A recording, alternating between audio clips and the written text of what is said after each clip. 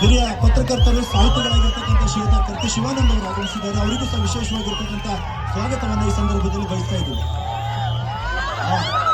ನಿಧಾನ ನೀಡಿರ್ತಾರೆ.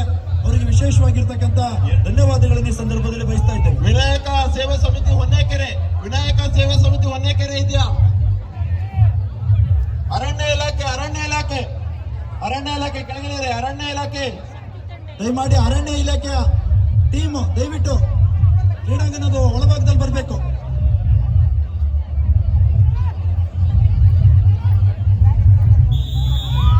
ಯುವ ಶಕ್ತಿ ಮತ್ತೆ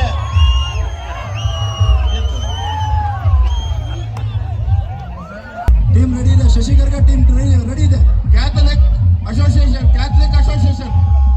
ರೆಡಿ ಇದೆ.